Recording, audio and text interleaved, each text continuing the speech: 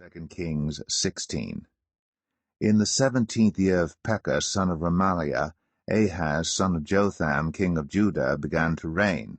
Ahaz was 20 years old when he became king, and he reigned in Jerusalem 16 years.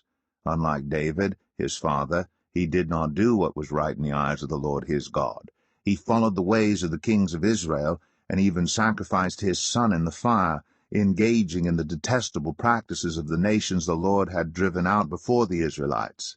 He offered sacrifices and burnt incense at the high places, on the hilltops, and under every spreading tree.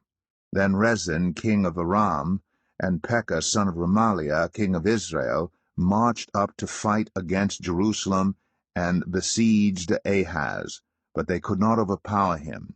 At that time Rezin king of Aram recovered Elath for Aram by driving out the people of Judah. Edomites then moved into Elath, and have lived there to this day. Ahaz sent messengers to say to Tiglath-Pileser king of Assyria, I am your servant and vassal. Come up and save me out of the hand of the king of Aram and of the king of Israel, who are attacking me. And Ahaz took the silver and gold found in the temple of the Lord, and in the treasuries of the royal palace, and sent it as a gift to the king of Assyria. The king of Assyria complied by attacking Damascus and capturing it. He deported its inhabitants to Kir, and put Rezin to death. Then King Ahaz went to Damascus to meet Tiglath-Pileser, king of Assyria. He saw an altar in Damascus, and sent to Uriah the priest a sketch of the altar, with detailed plans for its construction. So Uriah the priest built an altar, in accordance with all the plans that King Ahaz had sent from Damascus, and finished it before King Ahaz returned. When the king came back from Damascus and saw the altar, he approached it, and presented offerings on it. He offered up his burnt offering and grain offering, poured out his drink offering, and splashed the blood of his fellowship offerings against the altar. As for the bronze altar that stood before the Lord, he brought it from the front of the temple, from between the new altar and the temple of the Lord, and put it on the north side of the new altar. King Ahaz then gave these orders to Uriah the priest. On the large new altar offer the morning burnt offering and the evening grain offering, the king's burnt offering and his grain offering, and the burnt offering of all the people of the land, and their grain offering and their drink offering. Splash against this altar the blood of all the burnt offerings and sacrifices. But I will use the bronze altar for seeking guidance. And Uriah the priest did just as King Ahaz had ordered. King Ahaz cut off the side panels and removed the basins from the movable stands. He removed the sea from the bronze bowls that supported it and set it on a stone base. He took away the Sabbath canopy that had been built at the temple, and removed the royal entryway outside the temple of the Lord in deference to the king of Assyria. As for the other events of the reign of Ahaz and what he did, are they not written in the book of the annals of the kings of Judah? Ahaz rested with his ancestors, and was buried with them in the city of David, and Hezekiah his son succeeded him as king. 2 Kings 17. In the 12th year of Ahaz king of Judah, Hoshea son of Elah became king of Israel in Samaria, and he reigned 9 years. He did evil in the eyes of the Lord, but not like the kings of Israel who preceded him. Shalmaneser king of Assyria came up to attack Hoshea, who had been Shalmaneser's vassal, and had paid him tribute. But the king of Assyria discovered that Hoshea was a traitor, for he had sent envoys to So, king of Egypt, and he no longer paid tribute to the king of Assyria, as he had done year by year. Therefore Shalmaneser seized him and put him in prison. The king of Assyria invaded the entire land, marched against Samaria, and laid siege to it for 3 years. In the 9th year of Hoshea, the king of Assyria captured Samaria, and deported the Israelites to Assyria. He settled them in Halah, in Gozan, on the Habor River, and in the towns of the Medes. All this took place because the Israelites had sinned against the Lord their God, who had brought them up out of Egypt from under the power of Pharaoh king of Egypt. They worshipped other gods, and followed the practices of the nations the Lord had driven out before them, as well as the practices that the kings of Israel had introduced. The Israelites secretly did things against the Lord their God that were not right. From watchtower to fortified city, they built themselves high places in all their towns. They set up sacred stones and Asherah poles on every high hill and under every spreading tree. At every high place they burned incense, as the nations whom the Lord had driven out before them had done. They did wicked things that aroused the Lord's anger. They worshipped idols, though the Lord had said, "You shall not do this." The Lord warned Israel and Judah through all his prophets and seers, "Turn from your evil ways. Observe my commands and decrees in accordance with the entire law that I commanded your ancestors to obey, and that I delivered to you through my servants the prophets." But they would not listen, and were as stiff-necked as their ancestors, who did not trust in the Lord their God. They rejected his decrees and the covenant he had made with their ancestors, and the statutes he had warned them to keep. They followed worthless idols, and themselves became worthless. They imitated the nations around them, although the Lord had ordered them, "Do not do as they do." They forsook all the commands of the Lord their God, and made for themselves 2 idols cast in the shape of calves, and an Asherah pole. They bowed down to all the starry hosts, and they worshipped Baal. They sacrificed their sons and daughters in the fire. They practiced divination, and sought omens, and sold themselves to do evil in the eyes of the Lord, arousing his anger. So the Lord was very angry with Israel, and removed them from his presence. Only the tribe of Judah was left, and even Judah did not keep the commands of the Lord their God. They followed the practices Israel had introduced. Therefore the Lord rejected all the people of Israel. He afflicted them and gave them into the hands of plunderers, until he thrust them from his presence. When he tore Israel away from the house of David, they made Jeroboam, son of Nebat, their king. Jeroboam enticed Israel away from following the Lord, and caused them to commit a great sin. The Israelites persisted in all the sins of Jeroboam, and did not turn away from them until the Lord removed them from his presence, as he had warned through all his servants the prophets. So the people of Israel were taken from their homeland into exile in Assyria, and they are still there. The king of Assyria brought people from Babylon, Cutha, Ava, Hamath, and Sepharvaim, and settled them in the towns of Samaria to replace the Israelites.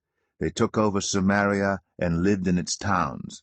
When they first lived there, they did not worship the Lord, so he sent lions among them, and they killed some of the people. It was reported to the king of Assyria, "The people you deported and resettled in the towns of Samaria do not know what the God of that country requires. He has sent lions among them, which are killing them off, because the people do not know what he requires." Then the king of Assyria gave this order: "Have one of the priests you took captive from Samaria go back to live there, and teach the people what the God of the land requires." So one of the priests who had been exiled from Samaria came to live in Bethel, and taught them how to worship the Lord.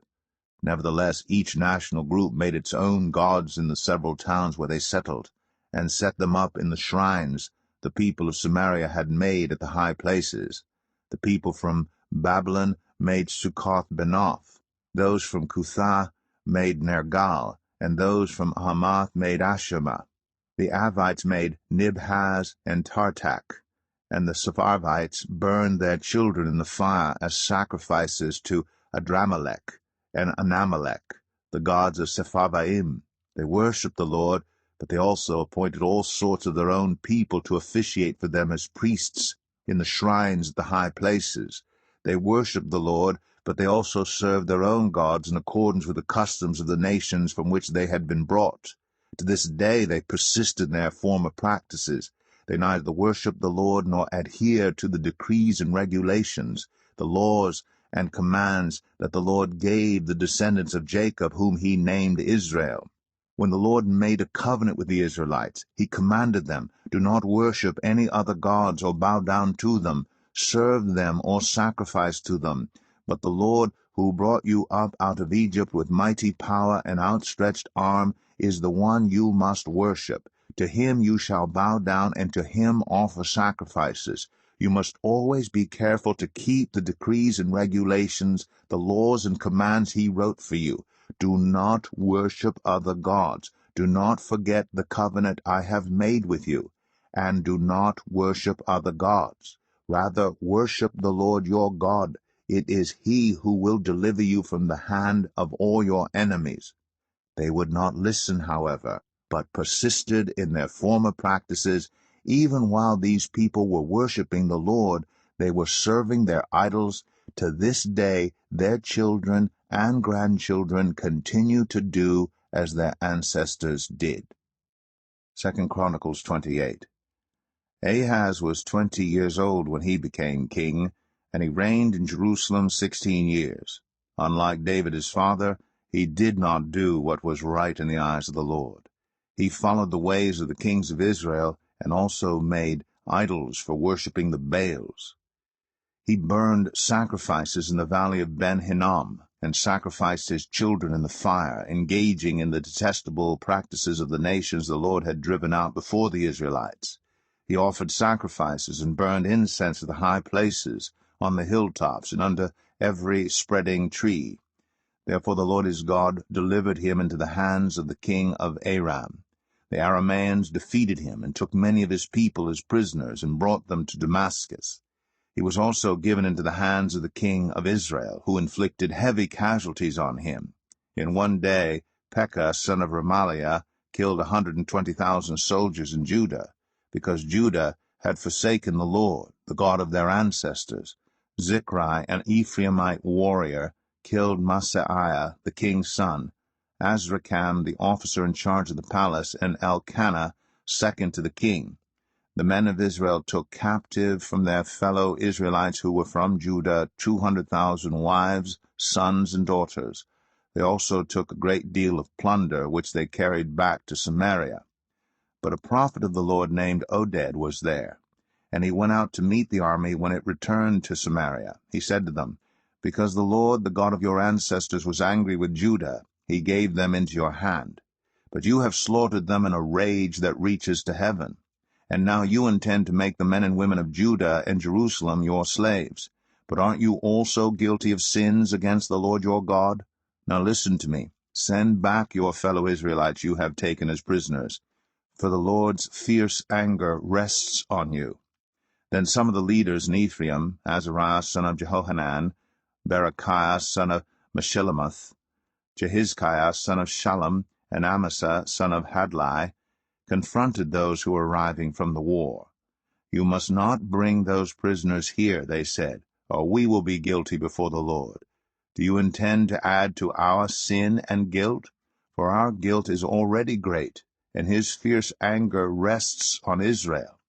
So the soldiers gave up the prisoners and plunder in the presence of the officials and all the assembly. The men designated by name took the prisoners, and from the plunder they clothed all who were naked. They provided them with clothes and sandals, food and drink, and healing balm. All those who were weak they put on donkeys. So they took them back to their fellow Israelites at Jericho, the city of palms, and returned to Samaria. At that time King Ahaz sent to the kings of Assyria for help. The Edomites had again come and attacked Judah, and carried away prisoners, while the Philistines had raided towns in the foothills and in the Negev of Judah. They captured and occupied Beth-Shemesh, Ajalon, and Gederoth, as well as Socoh, Timnah, and Gimzo, with their surrounding villages. The Lord had humbled Judah because of Ahaz king of Israel, for he had promoted wickedness in Judah, and had been most unfaithful to the Lord. Tiglath-Pileser, king of Assyria, came to him, but he gave him trouble instead of help. Ahaz took some of the things from the temple of the Lord, and from the royal palace, and from the officials, and presented them to the king of Assyria, but that did not help him. In his time of trouble, King Ahaz became even more unfaithful to the Lord. He offered sacrifices to the gods of Damascus, who had defeated him, for he thought, "Since the gods of the kings of Aram have helped to them, I will sacrifice to them, so they will help me." But they were his downfall, and the downfall of all Israel.